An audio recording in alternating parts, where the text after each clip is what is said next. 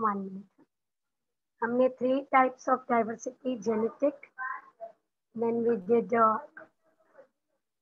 species, and we did ecosystem, correct?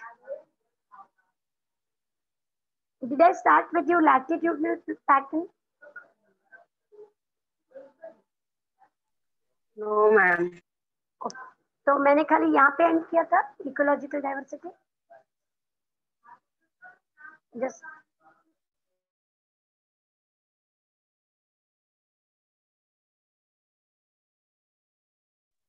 Sorry class. हाँ ma'am, यहाँ तक हो चुका था। ठीक।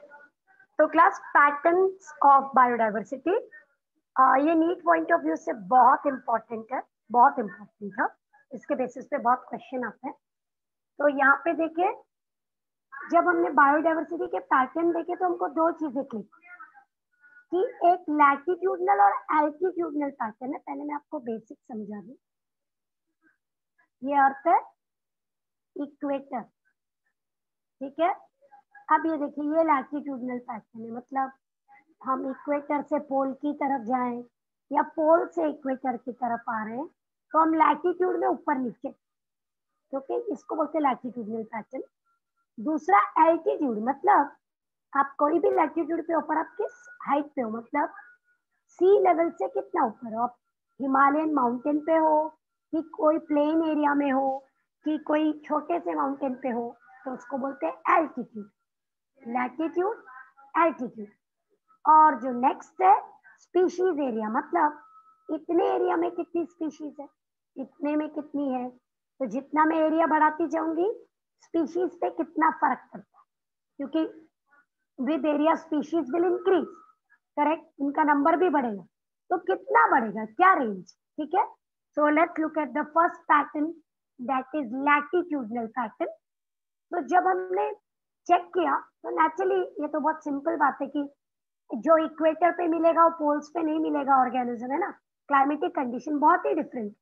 सो distribution of diversity all over the globe is not equal, it is not uniform.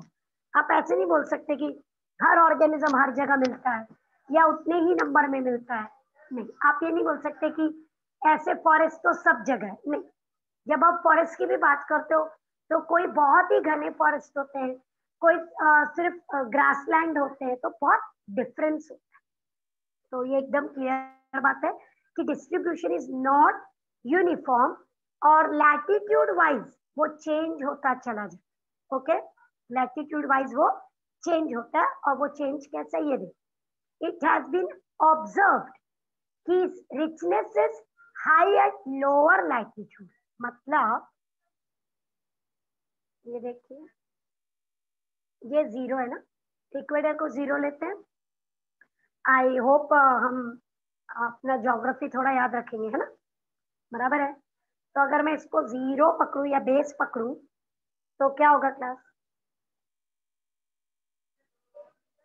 सबसे ज्यादा ऑर्गेनिजम्स हमको यहीं पे मिलते, इक्वेटर और उसके आजू बाजू में। Can I use the word tropics, tropic of cancer, tropic of capricorn. India खुद एक ट्रॉपिकल कंट्री है, बराबर है। तो सबसे ज्यादा ऑर्गेनिज्म इस जोन में मिलते, इक्वेटर और ट्रॉपिक्स पे। और जैसे जैसे हम पोल्स की तरफ जाएंगे, करेक्ट, क्या होता जाएगा, क्या होता जाएगा, नंबर कम होता, नंबर कम होता जाएगा। अब फर्स्ट लाइन पढ़िए, species richness is high at lower latitude, नीचे की तरफ, मतलब ग्लोब के सेंटर पे आ जाइए, equator, and there is a steady, धीरे धीरे वो कम होता जाता है as you go towards the pole. Is this line clear? Equator पे आपको ज्यादा ऑर्गेनिजम्स मिलेंगे, ज्यादा प्लांट मिलेंगे, उससे थोड़े कम ट्रॉपिक्स पे मिलेंगे। थोड़ा आगे जाओगे तो टेम्परेट एरिया आता है, और आगे जाओगे तो फ्रिजिड आता है, पोलर आ जाता है, ठीक है। तो वहां पे कम होता जाएगा, ठीक है। तो वो एक बहुत इंपॉर्टेंट चीज है that you have to remember. Overall tropics में बहुत ज्यादा स्टेबिलिटी, इसलिए वहां पे ज्यादा मिलते हैं। स्टेबिलिटी कैसी, आप कैसे एरिया में पसंद रहना पसंद करोगे, जहाँ बार बार बाढ़ आती है, जहाँ बार बार वॉल्केनो आता है, अर्थक्वेक आती है, ऐसी जगह में रहेंगे क्या हम? नहीं। हम कैसी जगह में रहना पसंद करते हैं? जहाँ पे स्टेबिलिटी, तो ट्रॉपिक्स पे स्टेबिलिटी बहुत होती, ओके। वहाँ पे क्लाइमेटिक चेंजेस कम होते, बहुत ऐसा नहीं होता कि एकदम ठंडा एकदम गर्म, ऐसा नहीं होता, ओके। बहुत ज्यादा सनलाइट है, सनलाइट है तो प्लांट ज्यादा है, प्लांट ज्यादा है तो फूड ज्यादा है, करेक्ट। तो सब कुछ अच्छा है, तो इसलिए ट्रॉपिकल जोन में सबसे ज्यादा वैरायटीज मिल सकती, ठीक है।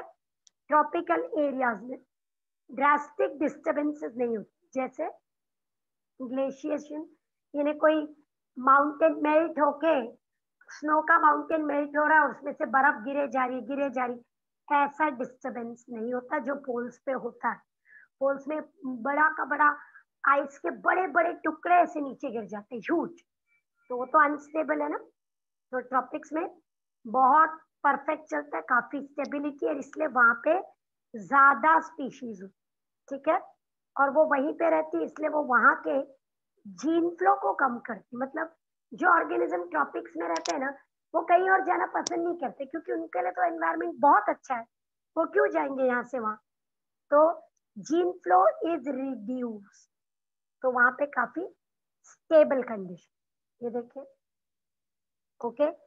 ट्रॉपिक्स में साइंटिस्ट खुद बोलते हैं सनलाइट अच्छी है, टेम्परेचर वार्म है, बहुत ठंडी नहीं, अच्छी रेनफॉल है, उसकी वजह से वहां पे काफी अच्छी बायोडाइवर्सिटी, ठीक है। कांस्टेंट कंडीशन है, सब चीजें मिल जाती है, फूड मिल जाता है, पानी मिल जाता है, लाइट मिल जाती है, और क्या चाहिए, है ना। फ्रूट्स पूरे साल भर मिलते हैं वहां पे फॉरेस्ट में।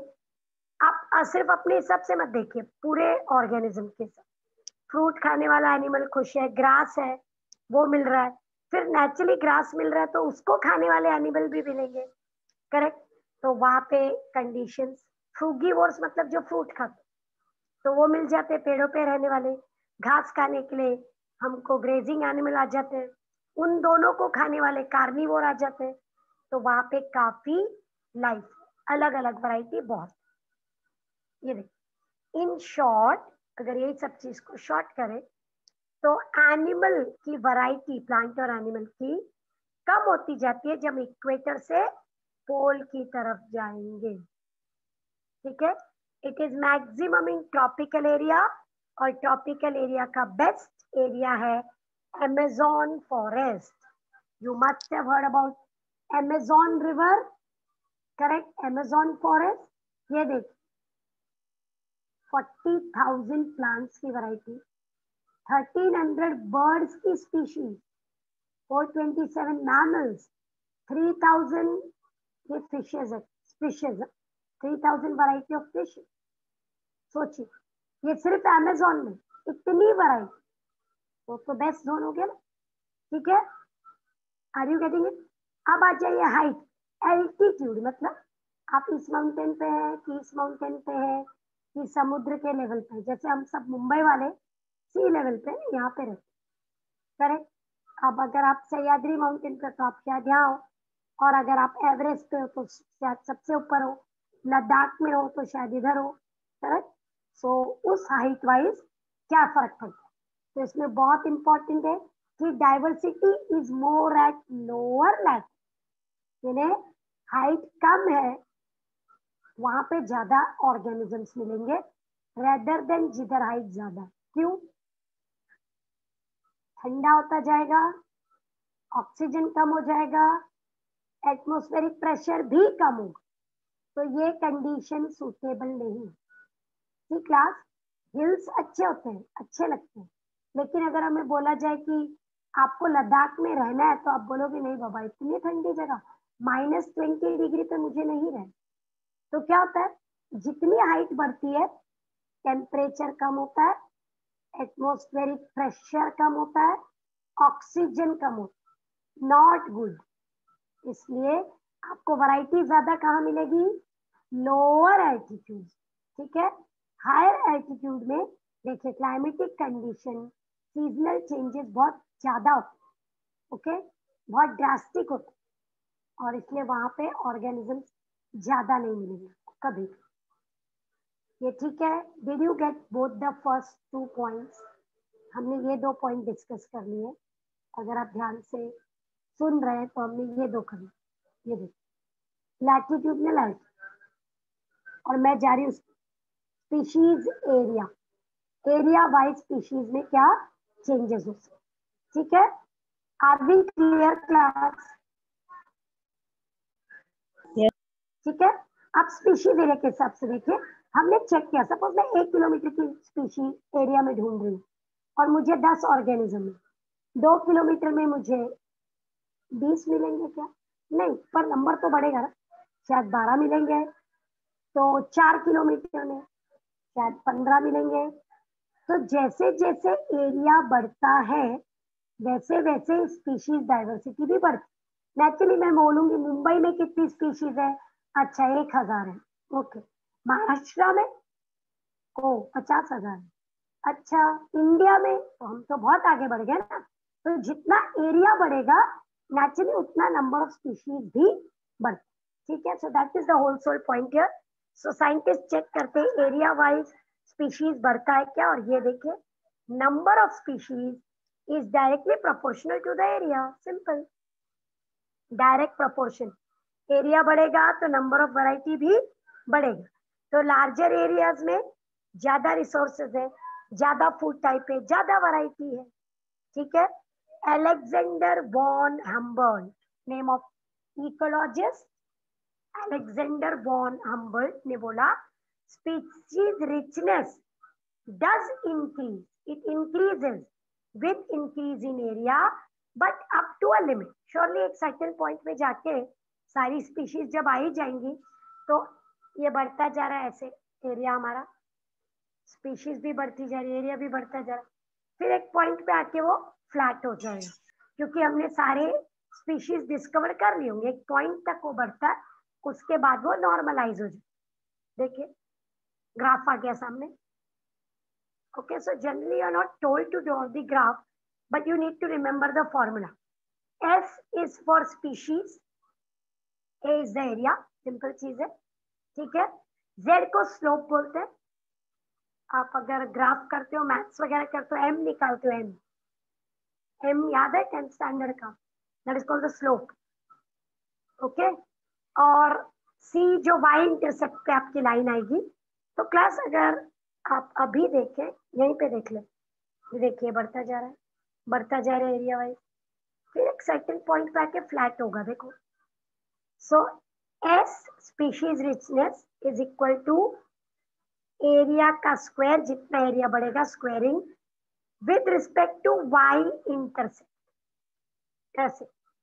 ओके, और उसका ओवरऑल फॉर्मूला देखिए, जब हम उसको लॉगरिथमिक टेबल में जाएंगे, अगर हमने उसको लॉग इक्वेशन में कन्वर्ट कर दिया तो log of S is equal to log C plus Z log A. What is it called? Z log A. What is Z? Slope. अब आप लॉगरिथमिक लाइन को अगर देख रहे हैं, I don't know how many of you are non maths, तो logarithmic line देखिए सीधी बनाई, ये एक्चुअल ग्राफ है क्लास, कौन सा? ये वाला। लेकिन लॉग में डाल के हमने देखा तो लाइन कैसी बनती है? एकदम स्टीप। देखिए logarithmic scale is a straight line, देखा? और आपको ये फॉर्मूला एटलीस्ट लर्न करना है, log S is equal to log C plus Z log, Z is the slope. So suppose you are given the formula और आपको पूछा जेड क्या है, तो आपको पता होना चाहिए वो स्लोप है। ए क्या है? सिंपल एरिया है। एस क्या है? स्पीशीज है। यहाँ पे देखिए, अगर हम छोटे एरियाज में जाएंगे तो स्लोप की वैल्यू कितनी आ रही है क्लास? 0.1 to 0.2 आती है, ये नॉर्मल है स्लोप की वैल्यू छोटे एरियाज में, क्योंकि कितना भी स्पीशीज रिचनेस होगा तो भी बहुत ज्यादा नहीं होगा, लेकिन लार्जर एरिया में वो वैल्यू बहुत ज्यादा स्टीप होती जाती है। फिर अगर ये वैल्यू है, अभी मैं थोड़ा एरिया बढ़ा रही हूँ, तो वो क्या होती जाएगी? और स्ट्रेट, और स्ट्रेट, और वर्टिकल होने लग जाएगी लाइन ऑलमोस्ट, मतलब स्लोप बढ़ता जाएगा। Are you getting it? तो लार्जर एरियाज में the slope become almost vertical, सीधा, उसके नजदीक आने लगता है, y एक्सिस, ठीक है। तो वो क्या बोलते हैं, लार्ज एरिया में नंबर ऑफ स्पीशीज ज्यादा ही होगा, जितना ज्यादा एरिया बढ़ाएंगे उतना स्पीशीज बढ़ता जाए। मैं सिर्फ इंडिया में ढूंढ रही हूँ, ठीक है, मुझे 50,000 स्पीशीज मिली। ओके, अभी मैंने बोला मुझे पाकिस्तान, नेपाल, बर्मा, इंडिया के जो नेबरिंग कंट्रीज है वहां भी ढूंढना है, तो और बढ़ जाएगा। अभी मुझे इंडिया नहीं, पूरा एशिया ढूंढना है, और बढ़ जाएगा। मुझे यूरोप भी ढूंढना है, और बढ़ जाएगा। Correct, so that is a straight equation। ये देखिए, अब क्लास हम इतना बायोडाइवर्सिटी बायोडाइवर्सिटी कर रहे हैं, तो क्वेश्चन आता है कि क्या उनकी जरूरत है, do we need this biodiversity जिसके बारे में इतनी बात हो रही है। अगर उसमें से कुछ स्पीशीज की डेथ भी हो जाए तो क्या फर्क पड़ता है, what is the problem. Suppose कुछ ऑर्गेनिज्म डेड हो गए, let's take a simple example, if tiger is dead तो हमें क्या करना है, हम टाइगर से रोज तो मिलते नहीं, वो कोई हमारा बेस्ट फ्रेंड तो है नहीं, करेक्ट, कि उसको हम 2 दिन नहीं मिलेंगे तो हमें बहुत तकलीफ होने वाली नहीं। हाँ, 1-2 दिन हम लोग सैड रहेंगे, अरे अच्छा टाइगर रियली एक्सटिंक्ट हो गया। और ऐसा भी हो सकता है कि हमें थोड़े सालों बाद बोलना पड़े, अच्छा once upon a time there were tigers in India, ऐसा हो सकता है, करेक्ट। लेकिन क्लास देन उसके लिए जिम्मेदार भी हम ही है ना, करेक्ट। तो फिर भी क्या फर्क पड़ता है, क्या हम खाना खाना बंद कर देंगे, नहीं, सब चलेगा नॉर्मल। तो वही क्वेश्चन है कि क्या ये जरूरी है कि हम बायोडाइवर्सिटी को बचाएं, तो आंसर यस। ओके, मतलब जब मैंने इतने आराम से बोल दिया कि टाइगर एक्सटिंक्ट हो जाएगा तो कोई फर्क नहीं पड़ता, तो ऐसा नहीं, ठीक है, ऐसा नहीं है। तो हमको देखना है कि क्या फर्क पड़ता है। देखिए यहाँ पे देखिए, कम्युनिटी स्टेबल जब उसका बायोमास, जो नॉर्मल बायोमास है, number of organism, amount of would, amount of organic matter remains constant for a very long time, मतलब आपकी कम्युनिटी स्टेबल, आपका एरिया स्टेबल है, और कुछ डिस्टरबेंस भी आता है तो आप जल्दी रिकवर कर ले, मतलब वो इकोसिस्टम अच्छा है, स्ट्रॉन्ग इकोसिस्टम है, ठीक है। और कोई भी दूसरी बाहर की स्पीशीज आती है तो उसको वो फाइट भी करता है, इट इज रेजिस्टेंट। तो डेविड टिलमैन ने बहुत सारे एक्सपेरिमेंट्स किए और उसने प्रूव किया कि जितनी ज्यादा वैरायटी होगी उतना इकोसिस्टम स्टेबल होता है। जितना स्पीशीज की वैरायटी ज्यादा होगी, वैरायटी नंबर नहीं बोला मैंने, वैरायटी ज्यादा होगी, उतना इकोसिस्टम अच्छा होता है, स्टेबल होता है, स्ट्रॉन्ग होता है। स्पीशीज रिचनेस की वजह से वेरिएशन कम होता है और बायोमास अच्छा है। सो देखिए एक इक्वेशन दिख रहा है, productivity is equal to stability, जितना स्टेबल होगा उतना ही प्रोडक्टिव होगा। अगर बार बार चेंज हो रहा है, आज ये स्पीशीज चली गई, वो आ गई, वो चली गई, वो आ गई, 2 स्पीशीज एक्सटिंक्ट हो गई, कुछ रिप्लेस ही नहीं हुआ, तो क्या होगा, बायोमास बार बार डिस्टर्ब हो रहा है, तो स्टेबिलिटी चली जाए। ये देखिए very important thing, rivet popper hypothesis, have you read this ever, सुना है इसके बारे में, रिवर्ट पॉपर हाइपोथेसिस। अभी लास्ट ईयर तक नहीं था हमारे सिलेबस में, नीट में हमेशा से था। Okay, what it talks, revert होते हैं ना वो, रिवर्ट पॉपर हाइपोथेसिस एरोप्लेन होता है, यस। अगर हमने एरोप्लेन देखा है क्लास, हम सब ने श्योरली देखा होगा कभी या कभी इमेज में, या ट्रैवल भी किया होगा आप लोगों में से काफी लोगों ने, तो उसके जो विंग्स होते हैं, ठीक है, सपोज ये विंग है, ऐसा नहीं होता एक्चुअली, सपोज मैं ऐसा उसका एक विंग बनाती हूँ, तो आपने देखा होगा उसके ऊपर बहुत सारे छोटे छोटे छोटे नट बोल्ट की तरह लगे होते हैं, मतलब ये एक एक पार्ट होता है जो एक दूसरे से ज्वाइंट होता है, अलग अलग तरीके से हर चीज ज्वाइंट होती है, करेक्ट। और उसके ऊपर बहुत सारे छोटे छोटे नट्स लगे होते हैं, they are called rivet, they are the rivet, okay. और क्योंकि एरोप्लेन को लाइट भी रख रहे हैं और स्ट्रॉन्ग भी रखना ना, इतनी सारी पब्लिक को लेके उड़ना है, सामान भी लेके उड़ना है, लेकिन बहुत वजन ना बढ़े तो अच्छा है, करेक्ट। तो ये रिवर्स पॉपर हाइपोथेसिस में क्या होता है, हम सब उस प्लेन में जाके बैठ जाएंगे। तो चलो हम बैठ गए। अब मैंने क्या किया, एक रिवर्ट निकाल दी, मेरे बाजू में था, एक खोल दी, आपने भी एक निकाल दिया, ठीक है, क्या हुआ, कुछ नहीं हुआ। फिर आपके फ्रेंड ने भी एक निकाला, ओके, सिद्धि ने भी एक निकाल दिया, है ना। फिर और एक बच्चे ने एक निकाला और 6 रिवर्ट निकल गए, कोई बात। फिर अगर हम वहां पे 100 लोग हैं, 50 लोग हैं, हमने एक एक निकालते गए, तो क्या कुछ भी फर्क नहीं पड़ेगा। इफ दिस नंबर इंक्रीजेस, आपने एक स्क्रू खोल दिया, 2 खोल दिया, तीसरा खोल दिया, 50 खोल दिए, यस। तो try to understand this, what is it saying, if each passenger decide to pop even one rivet, एक को निकाल दिया, तो क्या होगा, कुछ नहीं। So if one species get extinct, initially not much disturbance, aeroplane हिलने नहीं लगेगा, लेकिन धीरे धीरे जैसे सब लोग निकालते जाएंगे, there will be serious threat. हो सकता है एरोप्लेन क्रैश हो जाए, विंग्स गिर जाए, कोई मेजर पार्ट खुल जाए, करेक्ट। और एक बहुत बड़ी बात है कि कौन सा वाला रिवर्ट निकाला, वो भी बहुत जरूरी। हो सकता है 4 ही निकाले पर बहुत जरूरी वाले निकाल दी, वो भी तो डिपेंड करता है ना। तो that is where every rivet represents a species. तो हम सब इकोसिस्टम एक प्लेन है, देखिए फ्लाइट है आपकी, रिवर्ट क्या है, स्पीशीज है जिसको आप निकालते जा रहे हो, और विंग रिवर्ट की स्पीशीज है आपको। ये देखिए एरोप्लेन, ये रहे रिवर्ट्स। बात समझ में आ रही है क्लास, ठीक है, बराबर है। अब ये देख, हमने एक निकाला, 2 निकाला, 3 निकाला, और विंग्स में से निकाला तो की स्पीशीज को निकाल दी, तो बहुत फर्क पड़ेगा इकोसिस्टम को। इकोसिस्टम बहुत ही बैडली फेल हो सकता है।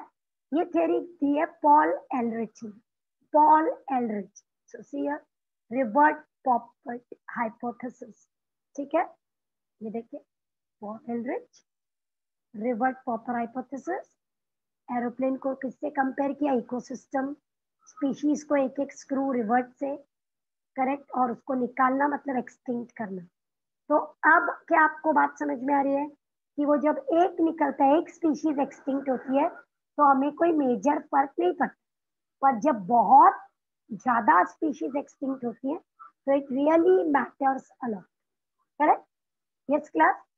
सो this is what is rivet popper hypothesis, ठीक है। See look at the explanation given by the book.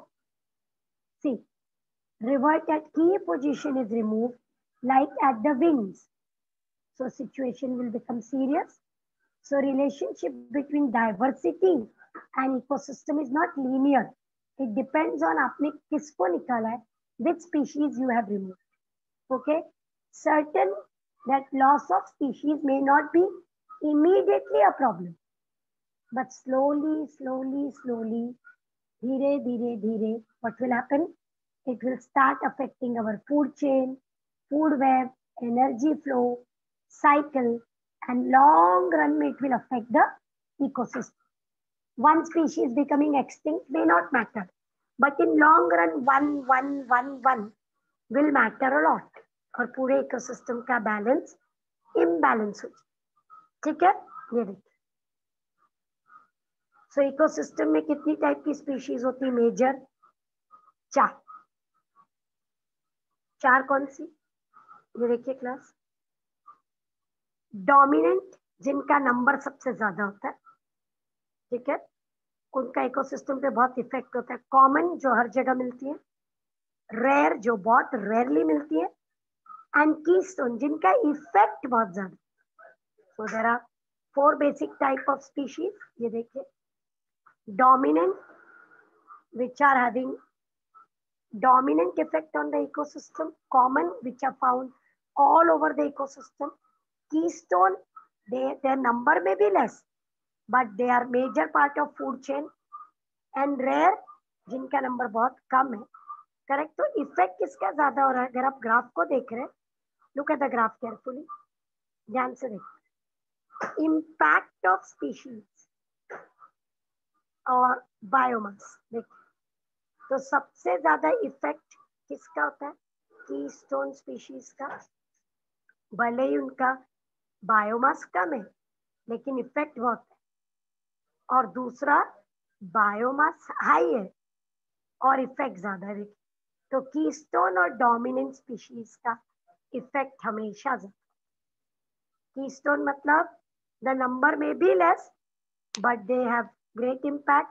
Dominant तो नंबर ही ज्यादा है तो इम्पैक्ट होगा ही।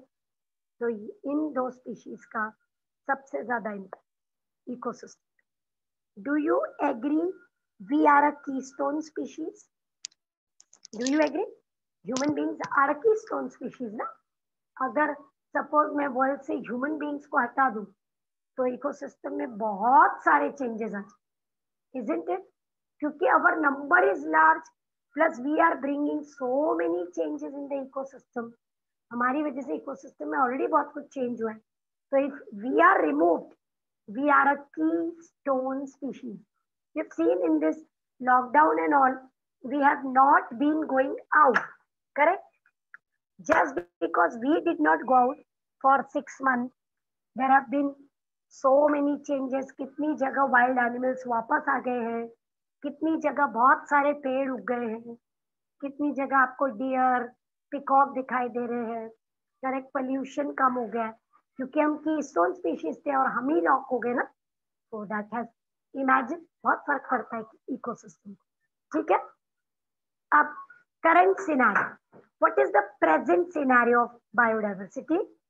तो हम इसमें कैलकुलेट करेंगे कि कितनी स्पीशीज है। और क्या इसका आंसर मिल सकता है? There are how many species on earth? नहीं, है ना? नेचुरली हम पूरी दुनिया की हर स्पीशीज को तो ढूंढ नहीं सकते जितने हमारे रिकॉर्ड में। ठीक है, करेक्ट। हम डोमिनेंट नहीं, हम है ना डोमिनेंट। हम डोमिनेंट और कीस्टोन दोनों है। हम डोमिनेंट भी है और कीस्टोन भी है, पर ज्यादा कीस्टोन है। देखिए जैसे बैक्टीरिया है ना, उसका नंबर, वो छोटा ऑर्गेनिज्म है, उसका नंबर बहुत ज्यादा होगा। करेक्ट। हमारा उनके हिसाब से नंबर कम होगा लेकिन हमारा इफेक्ट बहुत ज्यादा। ऐसा, ठीक है। तो जब आप कैलकुलेट करते हो तो ये देखिए कितनी स्पीशीज हमने अभी तक लिख रखी है। अराउंड 1.5 मिलियन स्पीशीज डॉक्यूमेंटेड है, मतलब लिखी हुई। ये है, ये है, ये है। 1.5 मिलियन। ठीक है। लेकिन इसका मतलब ये है कि हमने सब ढूंढ लिया? नहीं, हमको पता है कि कितनी तो हमको मिली ही नहीं है, कितनी जगह पे तो हम पहुंचे ही नहीं है। आप डीप सी में पहुंचे? हाँ, हर जगह नहीं। करेक्ट। चलो मैं इंडियन ओशन के एक जगह पे पहुंच गई, अरेबियन सी का क्या, बे ऑफ बंगाल का क्या, पैसिफिक का क्या, हर जगह पहुंच नहीं सकते। ठीक है। फिर जहाँ पे हम जा पाते वहां हम जाते हैं, पर जो एरिया बहुत ही जंगल है, वहां पे डेंजरस इंसेक्ट रहते हैं, तो कितने ट्राइबल एरिया में तो हम जाते भी नहीं। अफ्रीकन फॉरेस्ट में बहुत जगह पे हम जाते ही। ठीक है। दूसरा, स्पीशीएशन तो चल ही रहा है ना, वी डोंट नो, आगे नई स्पीशीज भी तो आएंगी। अभी कोरोना वायरस क्या था? एक नया टाइप का वायरस आ गया ना अचानक। वैसे ही न्यू न्यू स्पीशीज आती भी रहेंगी, तो ये तो कभी एंड होने वाला नहीं। ठीक है। अब ये देखिए, बहुत ज्यादा बड़ा चढ़ा के अगर हम बोले, बड़ा चढ़ा, एक्सॉर्बिटेंट, है ना, तो 20 से 50 मिलियन वैरायटी है अर्थ पे। ये हमारा एस्टिमेट। ठीक है। लेकिन ये बहुत ज्यादा बोल दी। ठीक है, ओवर कॉन्फिडेंस में बोल दिया, बोलते ना। तो रॉबर्ट मे ने हमको एक प्रॉपर थोड़ा सा सोच समझ के बताया। तो उन्होंने बोला कि 1.5 मिलियन तो हमने ढूंढी है, लेकिन ग्लोब पे कम से कम 7 मिलियन स्पीशीज होनी, कम से कम, एस्टिमेटेड। ये तो बहुत ज्यादा है, पर 7 मिलियन तो होनी चाहिए। तो आप सोचो कितना ढूंढना बाकी है क्लास। यस 7 मिलियन 1.5 ढूंढ लिया, कितनी बची? 5.5 मिलियन अभी भी ढूंढनी है। Are you understanding? 80%। Isn't it?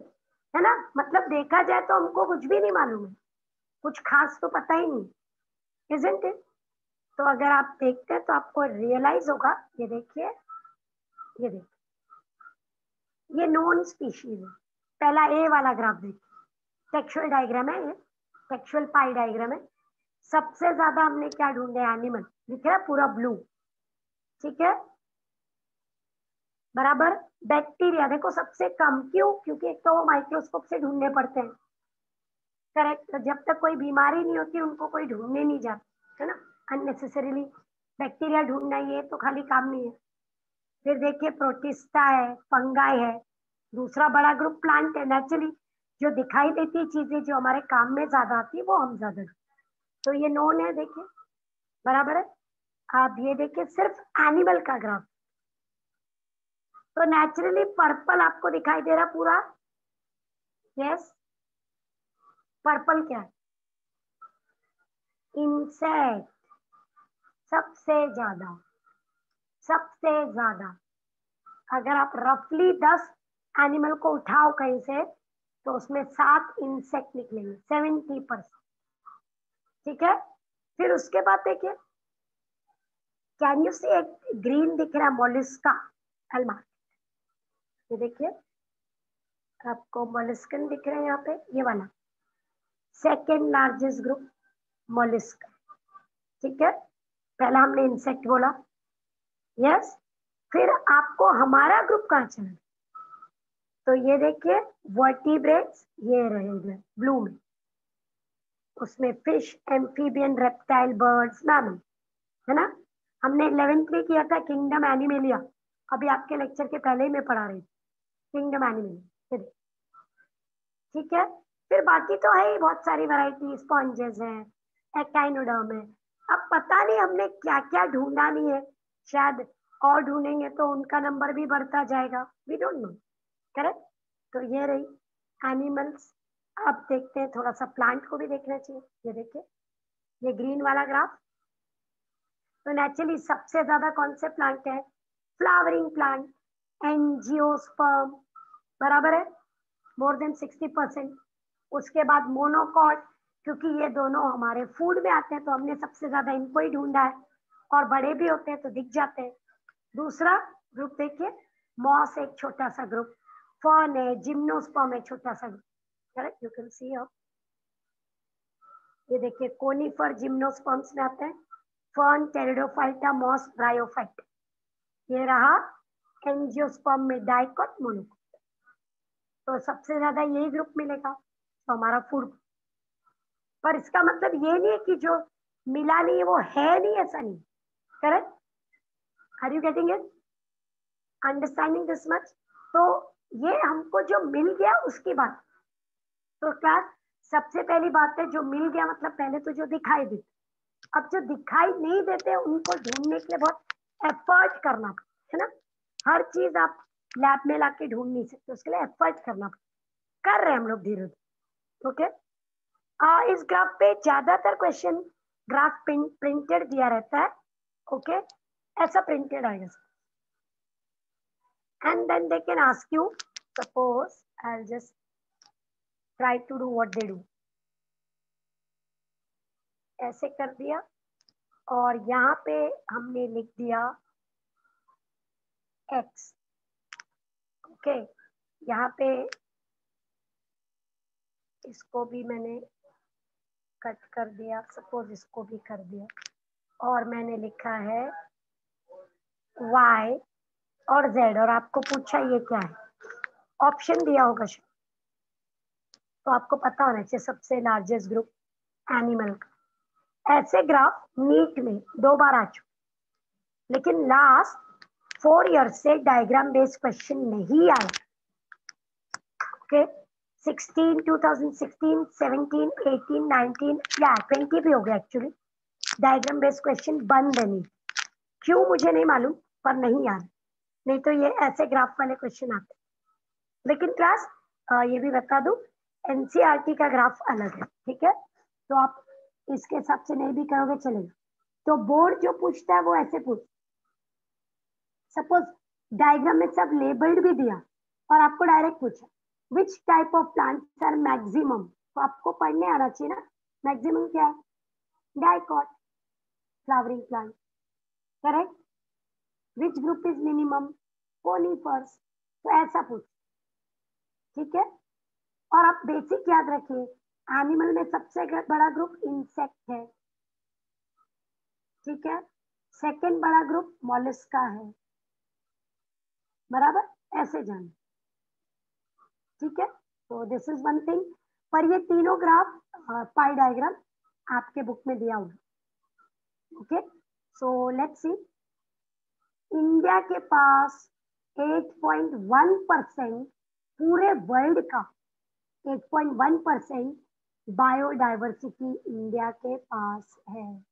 ये वेरी रिच, क्योंकि एरिया से कितना है, पूरे वर्ल्ड में से कितना एरिया इंडिया के पास है, ओनली 2.4%, लेकिन बायोडाइवर्सिटी कितना है, 8.1, तो कंपैरेटिवली बहुत अच्छा है। और पूरे वर्ल्ड में सिर्फ 12 अच्छे बायोडाइवर्सिटी जोन्स हैं, तो one of them is we, ठीक है, वो 12 में से एक हम भी, ठीक है। तो वो हमारे लिए बहुत ही यूनिक बात है और अच्छी बात है। इंडिया में कम से कम 45,000 प्लांट स्पीशीज है, उससे double the number animal species, ठीक है। तो जो अर्नेस्ट में जो साइंटिस्ट ने बोला था ना 7 मिलियन, उसमें से 22% हमने अभी तक अप्रोक्सीमेटली ढूंढ लिया है, बाकी सब बाकी है ढूंढना। तो अभी टेक्सोनॉमिस्ट, रिसर्चर्स, सबको ढूंढना है, तो ठीक है ढूंढ लेंगे, लेकिन उससे भी बड़ी बात है कि हम ढूंढ पाए उसके पहले ही हो सकता है कि वो एक्सटिंक्ट हो जाए। हमारा मेजर कंसर्न क्या है, before we identify we will lose them, यानी इससे पहले कि मैं हिमालयन माउंटेन में जाके कुछ नए इंसेक्ट और पेड़ ढूंढूं, वो तो मेरी एक्टिविटी से खत्म हो जाएंगे। ओशियन में हम इतना कचरा डाल रहे, इतना कचरा डाल रहे कि वो इतना पोल्यूटेड हो जाएगा कि जब तक मैं डीप सी में पहुंचूंगी तब तक सारे ऑर्गेनिज्म मर जाएंगे, करेक्ट। हम इतने फॉरेस्ट काटते जा रहे हैं, करेक्ट, कि उसमें रहने वाले पता नहीं कितने ऑर्गेनिजम्स की तो डेथ होती जा रही है। मतलब क्या हम सब ढूंढ लेंगे, तो आंसर इज नो। ऑलरेडी हम कितनों को मार चुके हैं बिना पता के, मतलब हमको मालूम भी नहीं है कि ऐसा कोई ऑर्गेनिज्म था, तो वो सबसे बड़ा कंसर्न है हमारा, ठीक है। तो we are on loss of biodiversity. तो क्लास आपको लगेगा इतना बोल रहे हैं तो इतना लॉस हो रहा है क्या class? Yes class, we are at very high risk, almost chance है कि 50% ग्लोबल लॉस हो जाए, मतलब 50% ऑर्गेनिज्म आइडेंटिफाई होने के पहले ही एक्सटिंक्ट हो जाए, ठीक है। तो ओवरऑल बैलेंस पे नुकसान होने वाला है, वो हमको ऑलरेडी पता है। Chief aspect is extinction of species. अब एक्सटिंक्शन क्यों हो रहा है, तो 3 प्रॉब्लम है, नेचुरल भी हो रहा है, मैन मेड भी हो रहा है, और मास एक्सटिंक्शन। अब अंडरस्टैंड, नेचुरल मतलब नेचर में ही ऐसा कुछ हो रहा है जिसकी वजह से स्पीशीज एक्सटिंक्ट होती है, लेकिन वो बहुत कम होता है। मैन मेड हमारी वजह से हो ही रहा है, please learn this word, anthropogenic. Anthropogenic मतलब ह्यूमन, मैन मेड, ठीक है। तो हमारी वजह से तो 100% बहुत कुछ हो रहा है। और ये दिख रहा है आपको, मास एक्सटिंक्शन। कभी कभी एक ऐसा टाइम आता है कि लाखों हजारों ऑर्गेनिज्म एक्सटिंक्ट हो जाए, बहुत ही थोड़े टाइम, 100-200 साल में एक्सटिंक्ट हो गए, many many lakhs and many because of sudden changes। जैसे हो सकता है कोई स्पेस से कोई ऑब्जेक्ट आके हमको टकरा जाए, आप सुनते होंगे ना, एस्ट्रॉइड आ रहा है, अर्थ के नजदीक है, ये सब सुनते होंगे आप, कितनी बार ऐसे वार्निंग्स आती हैं, कितनी बार ऐसे दिखाते हैं कि ये हमारे बहुत क्लोज से पास होने वाला है। तो अगर वो हमें, इट इज लाइक एक्सीडेंट हो जाए और कोई डायरेक्ट हमको डैमेज कर दे तो बहुत सारे ऑर्गेनिजम्स की डेथ हो सकती है। कभी कभी अचानक आइस एज आ जाता है। Have you heard the word ice age? Ice age सुना? एक मूवी है आइस एज, अगर आपने देखी, पूरी अर्थ आइस से कवर्ड हो जाती है, पूरी अर्थ, पोलर एरिया नहीं, सब कुछ स्नो ही स्नो। तो क्या होगा? हम लोग जो स्नो में नहीं रहते हम तो मर ही जाएंगे ना। तो ऐसा भी होता है अर्थ पे आइस एज। तो मास एक्सटिंक्शन एक साथ बहुत सारी चीजें खत्म हो जाएंगी, तो वो भी हो सकता है। सो डैमेज टू बायोडाइवर्सिटी नेचुरल और मैन मेड वजह से ज्यादा होता है। मास एक्सटिंक्शन एक टिपिकल फिनोमेना जो कभी कभी। अब ये नेचुरल में क्या? फॉरेस्ट फायर, आपको पता है ना, पेड़ों के बीच में फ्रिक्शन होता है, स्पेशली गर्मी के सीजन में तो आग लग जाती है। और जंगल की आग आपने सुना होगा, बहुत बुरी तरह फैलती है और कितने जंगल जल जाते, कितने ऑर्गेनिज्म मर जाते हैं। उसको रुकाना भी बहुत मुश्किल। उसके लिए कभी कभी बीच में से एक बड़ा पार्ट जंगल का काटना पड़ता है अलग करने। अर्थक्वेक हमारे हाथ में बिल्कुल नहीं है, अगर आ रहा है तो बहुत सारे ऑर्गेनिजम्स की डेथ होगी। वॉल्केनो अगेन हमारे हाथ में नहीं है, अगर वॉल्केनो जैसा कुछ होता है तो बहुत ऑर्गेनिजम्स की डेथ हो जाएगी। ठीक है, अब हमारी वजह से हैबिटेट डिस्ट्रक्शन, हमने फॉरेस्ट को कट कर दिया, तो टाइगर के घर को, उसका हैबिटेट किसने डिस्ट्रॉय किया? हमने। दूसरा देखो, जो बर्ड्स पेड़ पे रहते हैं, हमने पेड़ काट दिया, करेक्ट, तो उसकी वजह से क्या होगा? उसका तो घर टूट गया ना पूरा, करेक्ट।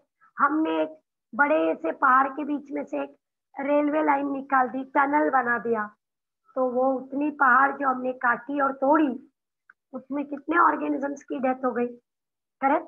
वो हैबिटेट डिस्ट्रक्शन। हंटिंग, आपको पता है इंडिया तो एकदम राजाओं का देश था ना, तो राजा क्या करते थे, उनका फेवरेट स्पोर्ट्स क्या था? क्रिकेट नहीं था ना, हंटिंग, बराबर है। वो हंटिंग करने जाते थे, तो शौक से हमने एनिमल्स को मारा है, शौक। अगर आपने बड़े बड़े महल वगैरह कभी विजिट करते हो या म्यूजियम, तो वहां पे हाथी का सर लगा हुआ, शेर की पूरी खाल, ऐसी बहुत चीजें दिखाई देती है, क्योंकि हंटिंग करते थे हम, करेक्ट। उसके बाद सेटलमेंट, जगह नहीं है रहने को, तो चलो पेड़ काटो और बिल्डिंग बनाओ, ये हमने किया, इजंट इट? मुंबई में स्पेस नहीं, अभी तो जंगल है ही नहीं, पर जैसे जंगल थे हमने इतनी बैडली कट किए, इधर रोड बनाए, इधर घर बनाए, इधर फैक्ट्री बनाई, वो सब हम करते ही चले गए। ओवर एक्सप्लॉइटेशन, कोई भी चीज को हमने इतना यूज करते, इतना यूज करते कि पूरी खत्म ही हो जाती, खत्म करके रख देते उसको पूरी बुरी तरह। रिक्लेमेशन, हम ओशियन में मिट्टी डाल डाल के, मिट्टी डाल रहे हैं और उसको बढ़ाते जा रहे हैं ताकि हमारा लैंड बढ़ सके। सपोज ये, I hope you understand reclamation, ये लैंड है और यहाँ पे सी है, ये देखिए, ये ओशियन। तो जितना भी हमारा कचरा होता है हम ऐसे डंप करते, ये कचरा डाल रहे हैं, ठीक है, इसको डंप करते करते करते करते उसको धीरे धीरे हम लैंड बढ़ाते जा रहे हैं, आगे बढ़ते जा रहे हैं। अब नो डाउट ओशन बहुत बड़ा है, लेकिन श्योरली वो नेचुरल फिनोमिना नहीं ना, हम ये सब कर रहे हैं। तो all this we are doing, जिसकी वजह से नेचर चेंज हो रहा है, नेचर में बहुत सारे अनडिजायरेबल चेंजेस आ रहे हैं, और उसकी वजह से क्या हो रहा है? एक्सटिंक्शन हो रहा है। जैसे पेंडेमिक का एक रीजन यही है ना कि ह्यूमन बीइंग ने नेचर को बहुत परेशान कर दिया, तो अब नेचर क्या कर रहा है? हमको परेशान कर, हमको अंदर बंद कर दिया उसने, बोले तुम लोग चाहिए ही नहीं मुझे, क्योंकि you are damaging, correct. And class, we must always remember, nature हमसे नहीं, हम नेचर से। आप natural forces, sunlight, water, air, इनसे आप लड़ नहीं सकते। आप इनके सामने जीरो हो, चाहे कुछ भी हो। ओके, आप कभी भी सनलाइट, फायर, हवा, तूफान, ये सबसे लड़ नहीं सकते, चाहे कितना भी हो। वो नेचुरल फोर्सेस बहुत स्ट्रांग है। तो आप देखिए क्या दिखाई दे रहा है, कैन यू सी? हमने ग्रीन कलर के लंग्स बनाए हैं, लंग्स जैसा दिखा है, और देखिए कितना डैमेज कर दिया उसने, काट ही दिया पूरा फॉरेस्ट, देखे है ना, बड़ा बुरा हाल कर रखा। देखो ये हमारा काम, ये हम कर, can you see? This just a diagrammatic represent, are you getting it? तो अगर सोचो आपकी ब्रीदिंग एबिलिटी को क्या होगा अगर इतना लंग्स जल जाए, डैमेज हो जाए, कैंसर हो, है ना, तो जिंदा रहना मुश्किल हो जाएगा। आपको पूरा लंग्स डिस्ट्रॉय करने के लिए वेट करने की जरूरत नहीं पड़ेगी, इतना ही काफी है डिस्ट्रक्शन। तो दिस डायग्राम रिप्रेजेंट्स दैट। ठीक है, अब मास एक्सटिंक्शन की बात, नेचुरल और मैनमेड हमने देख लिया। तो अभी तक वर्ल्ड में, मतलब 3.5 बिलियन ईयर से वर्ल्ड में 5 बार ऐसा हुआ है कि मास एक्सटिंक्शन हुए। ये देखो 1 2 3 4 5, कितने? 5। जियोलॉजिकल टाइम स्केल मतलब जब से अर्थ है, जब से अर्थ में लाइफ आई है, तब से ये जो टाइम पीरियड है, टाइम पीरियड क्या होता है? अर्थ को हमने डिफरेंट डिफरेंट टाइम पीरियड्स में डिवाइड कर रखा है। जैसे अभी का जो टाइम पीरियड है, हम जिसमें जिंदा है, उसको सीनोजोइक, फिलहाल सीनोजोइक। लेकिन जो पुराना था, जो चला गया, can you see? Ordovician, Silurian, Devonian, ये फिशेस का गोल्डन एज, ये दिख रहा है। पर्मियन, एम्फीबियंस, ये जुरासिक, आपको पता है डायनासोर, करेक्ट। तो उसके बाद क्या हुआ? ऐसा भी टाइम आया जब क्या हो गया, फिशेस पूरी बहुत बैडली एक्सटिंक्ट हो गई, एम्फीबियंस एक्सटिंक्ट हो गए, सारे नहीं पर बहुत सारे। रेप्टाइल एक्सटिंक्ट हो गए, बहुत सारे, करेक्ट। और फिलहाल हम यहाँ पे चल रहे हैं, बहुत सारे मैमल्स एक्सटिंक्ट हो गए। आपने देखा मैमथ वगैरह जो एलिफेंट के जैसे बड़े बड़े होते थे, वो अब नहीं है ना, तो वो क्या हो गए? एक्सटिंक्ट हो गए। तो ये हो गए 5 एक्सटिंक्शन जो हमको ऑलरेडी पता है। और हमको पता है कि जो फिलहाल चल रहा है वो 6th एक्सटिंक्शन है। कौन सा नंबर का चल रहा है? 6। See we are aware of 5 extinction in history of earth. Ice age आया, बहुत सारे ऑर्गेनिजम्स मर गए, करेक्ट। बहुत सीवियर कुछ बाहर की कोई चीज ने आके अर्थ को स्ट्रांगली स्ट्राइक किया, बहुत सारे ऑर्गेनिजम्स मर गए। ठीक है, तो अब क्या चल रहा है क्लास? 6th extinction. कौन से लेवल पे हम लोग? 6th extinction.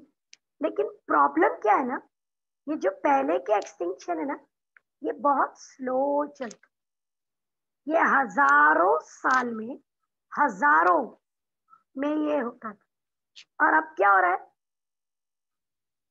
देखो 100 से 1000 के बीच में, इट इज वेरी फास्ट। पहले क्या होता था? 10,000 साल में ये स्पीशीज एक्सटिंक्ट हो गई। अब क्या होता है? अच्छा 500 साल में इतनी species extinct. Are you getting it? तो 6th एक्सटिंक्शन का प्रॉब्लम क्या है? The speed is very fast, very fast. मतलब हो सकता है क्लास, आप जब तक बड़े हो, सपोज आप जब तक आप 50-60 साल के होंगे, आपको पता चलेगा अरे इतने ये ऑर्गेनिज्म को तो मैंने देखा था, ये एक्सटिंक्ट हो गया, ऐसा, करेक्ट। जबकि हमारा लाइफ स्पैन कितना है? 60, 70, 80 साल। तो उसमें एक्सटिंक्शन होना ज्यादा नहीं होना चाहिए, क्योंकि एक्सटिंक्शन को टाइम लगता है, लेकिन मैन मेड रीजन से, ह्यूमन रीजन से एक्सटिंक्शन बहुत फास्ट हो गई। पहले अगर 100 स्पीशीज जाती थी, अभी 1000 जाने लग गए। Are you getting it? तो बहुत फास्ट हो रहे, just because of human being, हमारी वजह से। ठीक है, सो सी वार्निंग क्या मिली? We might lose 50% of diversity अगर हमने जल्दी कुछ नहीं किया। अगर हम सेल्फिश बन के सिर्फ ह्यूमन बीइंग हमारे लिए करना है, हमको जिंदा रहना है, बस वही देखते रहे, तो वेरी सुन क्या होगा? 50% स्पीशीज हो जाएंगी extinct. You getting it? Are you understanding? देखिए, प्लांट प्रोडक्शन कम होगा, एनवायरमेंटल डिस्टर्बेंसेस बढ़ जाएंगे, बार बार फ्लड आएगा। Have you witness flood? आपने ये, I don't know you remember it और नॉट, आपने केदारनाथ मूवी देखी होगी, correct? That movie was based on actual floods ना इन केदारनाथ। अगर आपने वो फ्लड्स, आप, आई डोंट नो आप कितने छोटे थे, पर आपने वो फ्लड्स के बारे में सुना या देखा इमेजेस? Terrible flooding, terrible. पूरा का पूरा विलेज खत्म हो गया, ऐसे उड़ गया पूरा, हजारों हजारों ऐसे। तो आप सोच सकते हैं ऐसा क्यों होता है? हमारी वजह से। हमने वहां जा जाके पहाड़ को खोदा है, उसके ऊपर घर बना दिए, कच्चे मकान बना दिए, टूरिस्ट प्लेस बना दिए इतना सारा, इतने सारे लोग वहां आते हैं जाते हैं, करेक्ट? रोड काट काट के, पहाड़ को काट के रोड्स बनाई गई, तो नेचर ने क्या किया? ठीक है, पूरा का पूरा पहाड़ ही नीचे आ जाए, ऐसा हो तो फ्लड रुकाना मुश्किल हो जाता, क्योंकि it is totally unplanned, correct? Alternation in environmental process. हो सकता है कोई बीमारी आए, देखिए आई है ना, बीमारी आई है, और हम इतने बुरे हाल में चल रहे हैं। कितने लोगों को आप भी जानते होंगे जो नहीं रहे, correct? I am very sure आपने सुना होगा, इसको कोविड हो गया, उसको कोविड हो गया, सुन के भी डर लगता है। फिर उनमें से किसी की डेथ हो गई, तो यू फील सो सैड। और घर में रह के, क्योंकि हमको तो बाहर जाने की आदत है, उससे हमारी पूरी लाइफस्टाइल चेंज हो गई है, करेक्ट? तो कितना सारा प्रॉब्लम है, प्लांट्स पे इफेक्ट होगा। हो सकता है फ्यूचर में ठीक से फूड क्रॉप ग्रो नहीं हो, तो फूड क्रॉप ग्रो नहीं होगा तो फिर हम खाएंगे क्या? Isn't it? तो लाइफस्टाइल में चेंजेस करना पड़ेगा, मतलब कभी या कभी ये सब हमको भी अफेक्ट करेगा। इट इज गोइंग टू, कर ही रहा है ऑलमोस्ट। अगर आप मुंबई में रह रहे हैं तो आप बहुत ही खराब एयर ब्रीथ करते हैं, हर रोज आपको कहीं ना कहीं से धुआं आता ही है आपके पास, तो आप बहुत ही बुरी लाइफस्टाइल में, करेक्ट? क्योंकि आप चाह के भी उस हवा से तो बाहर नहीं आ सकते हो ना, आपको तो यही रहना है। अगर उसके बदले आप अपने गांव में होते तो हवा अच्छी होती, तो आपकी लंग्स इतनी जल्दी डैमेज नहीं होती, तो आप अच्छे ज्यादा हेल्दी रहते। ऐसे ही फूड की बात है, आप अपने पुराने दादाजी दादी या उनके और पुराने को देखिए, उनकी बोन्स नहीं दुखती, क्योंकि उन्होंने अच्छा खाना खाया है पहले, अच्छा फूड ग्रो होता था, अच्छा मिल्क मिलता था। अभी हम जो भी पीते खाते, आधी से ज्यादा चीजें नकली है, आर्टिफिशियल है, एकदम डिग्रेडेड क्वालिटी के हैं। मतलब अगर आप दूध भी पी रहे हो तो पता नहीं हो कि कैसा है, करेक्ट? तो हमारे फूड में, हमारे वेजिटेबल्स में क्यों क्यों हम लोग स्ट्रॉन्ग नहीं बन रहे?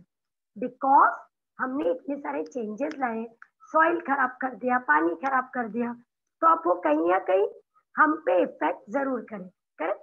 It has to, there is no option, आप बच नहीं सकते। ठीक है क्लास?